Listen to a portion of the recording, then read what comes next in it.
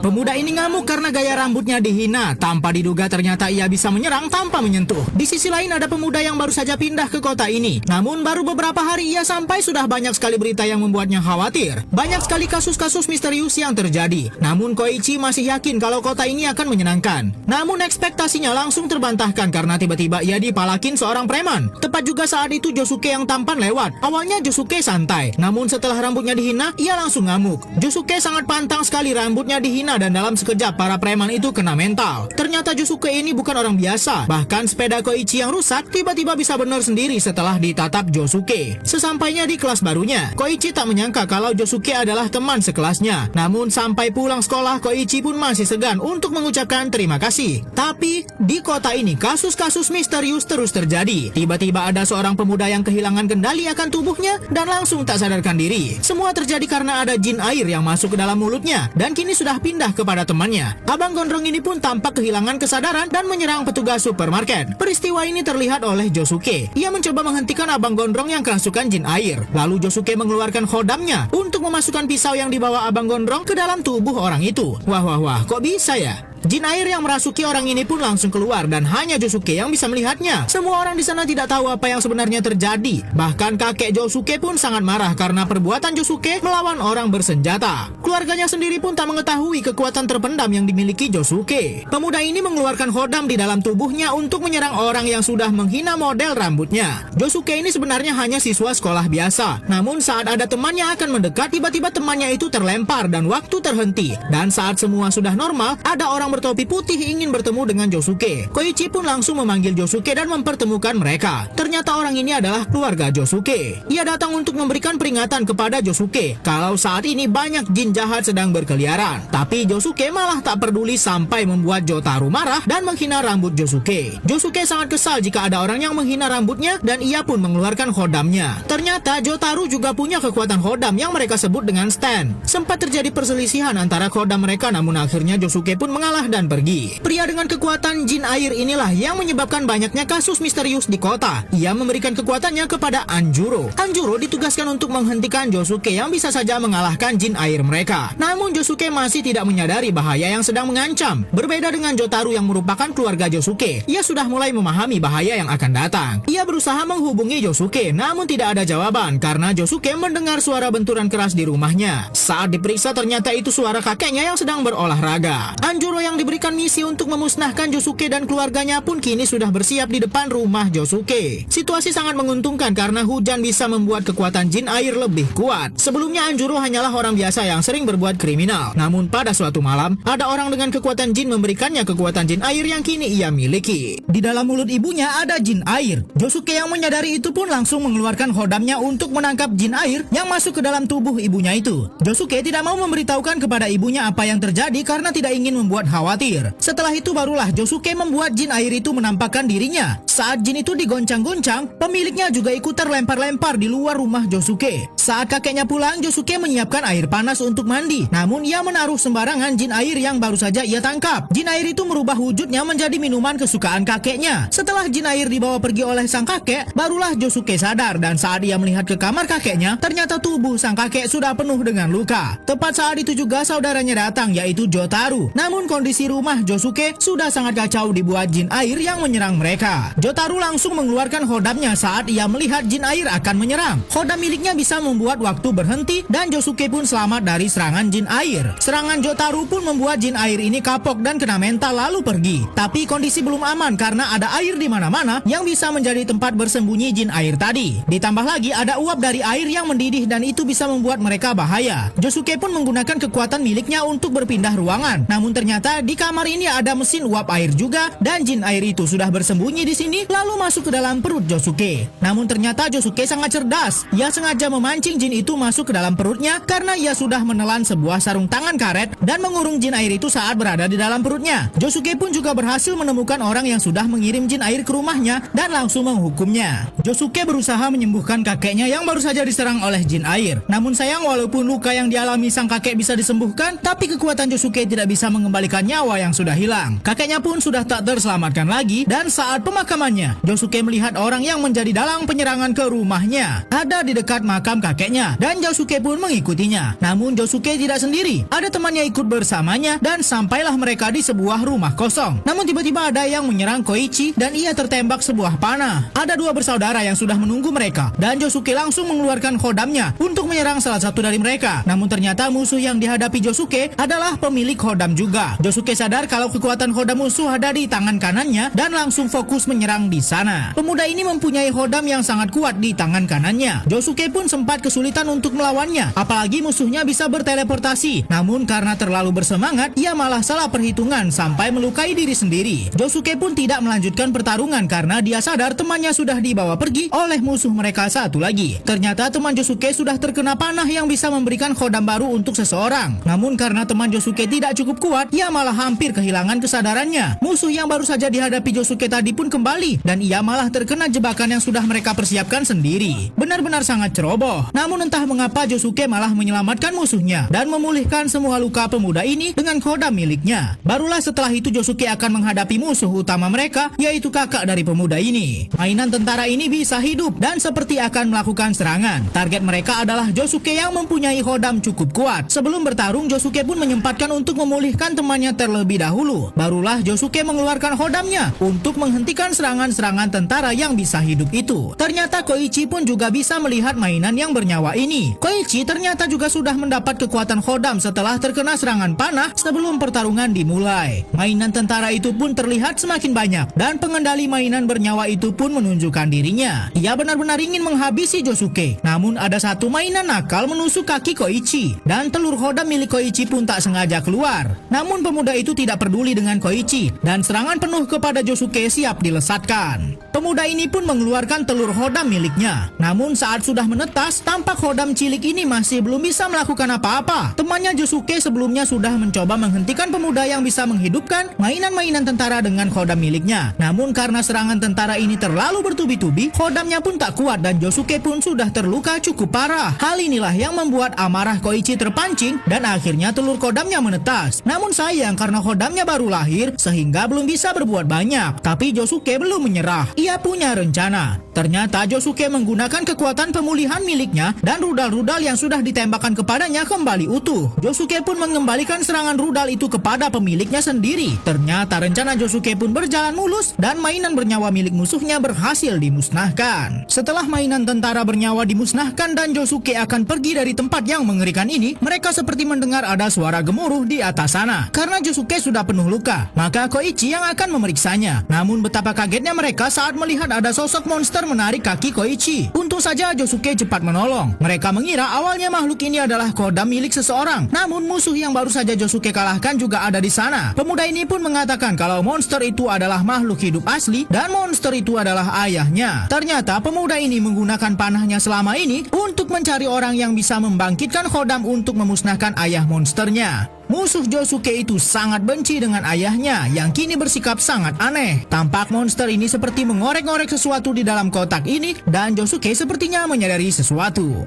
Kodam milik Josuke pun keluar dan langsung memperbaiki kotak yang sudah hancur ini. Lalu foto yang sudah sobek juga kembali utuh. Ternyata itu adalah foto keluarga milik musuh Josuke ini. Ayahnya yang sudah berubah jadi monster ini terus bertingkah aneh selama ini ternyata ingin menyatukan foto keluarganya yang sudah hancur. Dan Josuke berhasil melakukan itu. Pemuda ini yang selama ini benci dengan ayahnya yang sudah menjadi monster itu pun mulai melembutkan hatinya. Dan adiknya pun juga datang lalu meminta menghentikan semua perbuatan jahatnya untuk mencari kodam yang bisa memusnahkan ayah mereka. Namun malah ada serangan mendadak datang menyerang mereka. Pemuda ini pun berusaha melindungi adiknya dan kodam peledak itu masuk ke dalam mulutnya. Begitulah orang yang sudah membuat kekacauan di kota ini berakhir dan saudaranya pun kini berteman dengan Josuke dan Koichi.